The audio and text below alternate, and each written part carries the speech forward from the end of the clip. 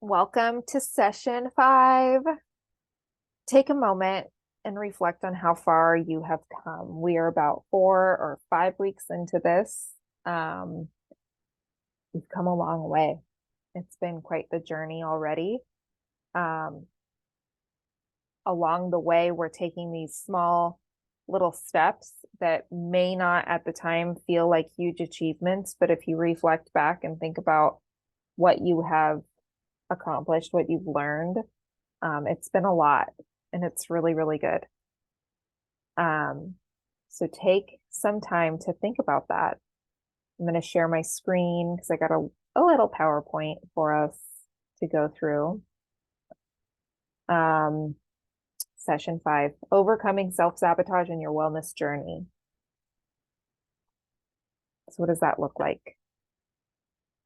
We're going to address common self-sabotage scenarios, and we're going to explore how to shift our mindset and take control over our actions. So it's really important that, yes, we shift behaviors, but even just learning the cues and being able to acknowledge, oh, this is me self-sabotaging.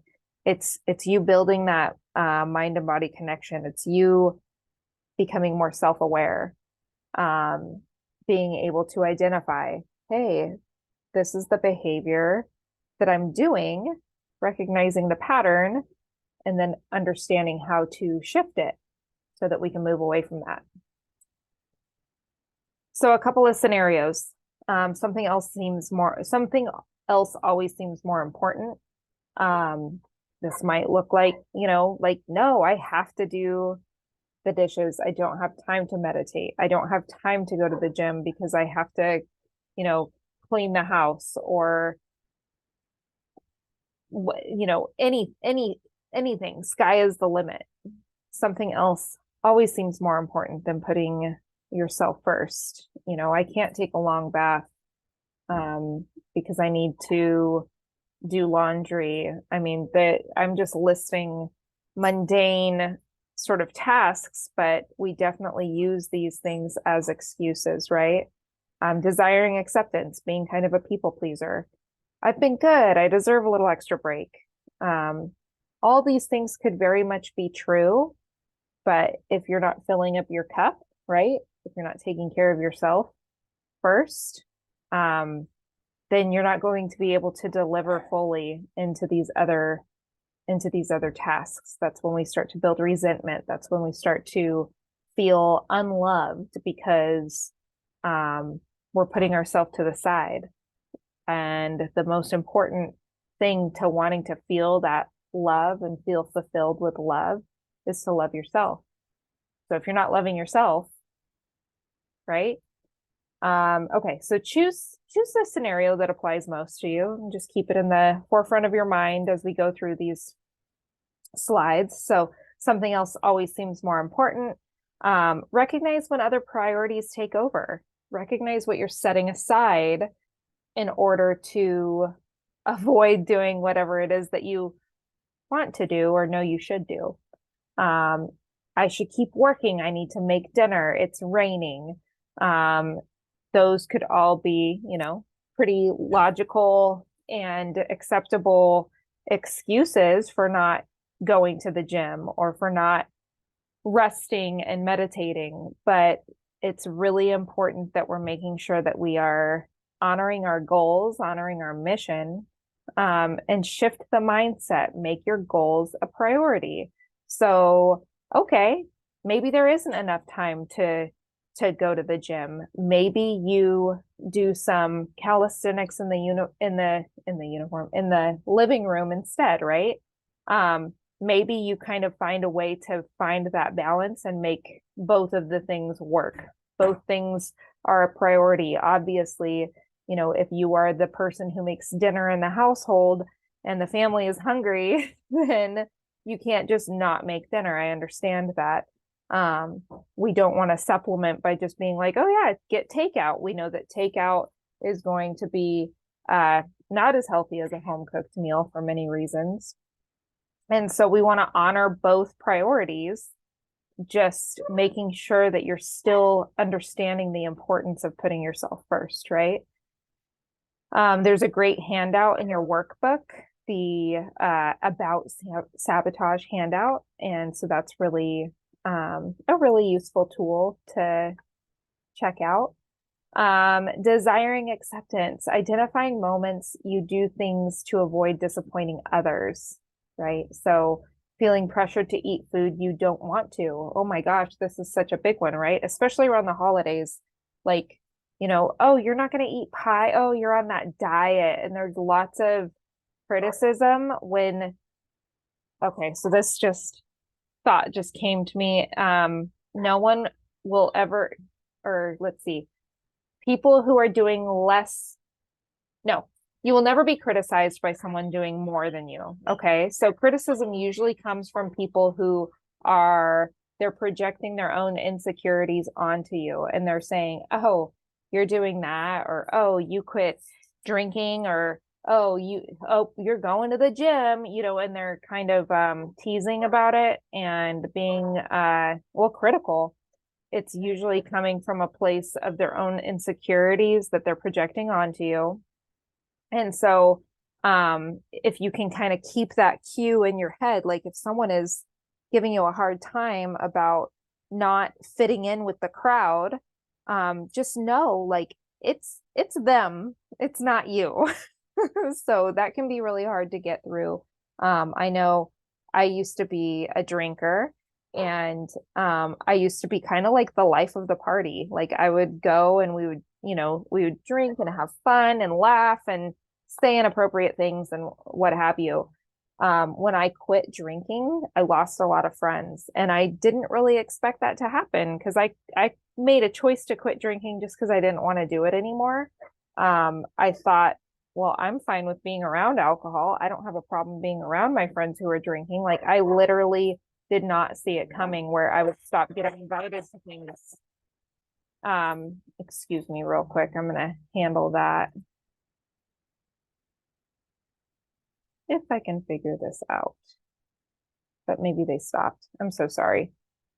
But yeah, it was a situation where I didn't expect that, but I was definitely in this scenario a lot where it was desiring acceptance. And so I would have a drink or I'd have, a couple drinks and stuff. And then I'd go back into that pattern of drinking until I finally was just like, no, this isn't worth it to me. And I recognized what was happening. So how does seeking acceptance sabotage your goals?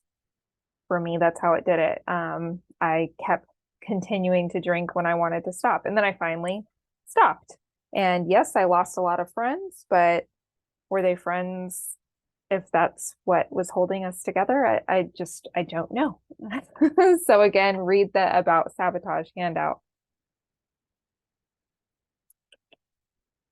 Okay. I've been good. I deserve a little extra. And you have been good. And you do deserve extra. It's so funny. I'm reminded of this story where I had a client and it was a man. And I've always really enjoyed working with men because they do exactly what they're told. And that's another, so I don't want to go off on a tangent, but men tend to do exactly what they're told. Okay. So this is a little sidebar. This is for anybody who's in that place of like, like, why do I have to ask for stuff to get done around the house? Why do I have to ask for help? Well, because they literally do not see what you see, first of all. And I'm not like, this isn't a bash on men. We are so different. We are such different creatures that like, yes, men need to be told. Women are intuitive and men can be intuitive too. It's not to take away from that, but they do. They need to be told. They don't see things the way that we see things. We see dirty dishes in the sink. We see dinner that needs to be made. We see floors that need to be swept. And we take it upon ourselves to be like, oh, I guess I'm the one who has to do it since I'm the only one who cares about it. And it's like, yes, you're probably the only one who cares about it because men will absolutely do whatever they care about. But it doesn't mean that you're the only one who has to do it. So if you simply ask, so I go back to that, men will do whatever they want to do, right? They do what they want to do. If they want to please their partner and you ask them to do something, they will do that for you. Absolutely. And they'll probably do it pretty well, and they'll probably do it happily, like, oh, I get to do this for my wife kind of thing. And that's just the truth. So just keep that in mind. But anyways, had this client, and it was so funny because he did a total 180. He would listen to exactly what I asked him to do. No questions asked. He worked out when I told him to work out. He ate what I told him to eat. And he called me up one day, and I don't know, he was checking out at Target or something at the store. And he's like, oh my gosh, I think I'm having my first period. I'm having such a hard time. And I'm just laughing. And he's like, I just want a treat. I just want a snack. And I'm like, have a snack. Like, like, what's your favorite candy bar? A Snickers. Have a Snickers. Oh my gosh, like totally. Have a Snickers, but only have a Snickers and enjoy the hell out of that Snickers. Take all the other cues we've talked about, eating slow, enjoying the moment, chewing, eat the Snickers, enjoy it, indulge, and be done with it. So yes, you absolutely deserve a little extra. So I attach that to food because I love food. It's not to say that that's the only thing that means that you deserve a little extra. I just attach it to food because for me, anytime I deserve more or a little extra or whatever, that's my reward is food. And so it could be anything though. It could be skipping the gym. It could be I don't even all I think about is food. But you think of something, right? Like there's so many things that it could absolutely be for why you deserve a little extra. So maybe it's spending money.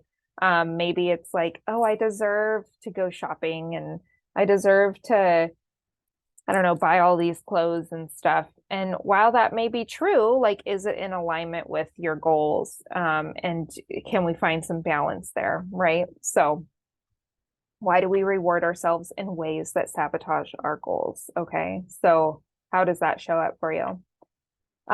Taking control moving forward. So reflect on your 90-day goals. What are they? What are you seeking? What are you setting out to accomplish? Explore the good and the bad reasons for achieving your goals. Are there bad reasons for achieving your goals? What are you missing out on when you divert from your mission, from what you hope to accomplish?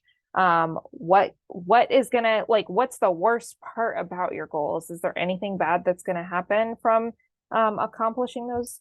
And then planning actionable steps. So what needs to be in place for success? What kinds of things do need to be put to the side? What do you need to say no to?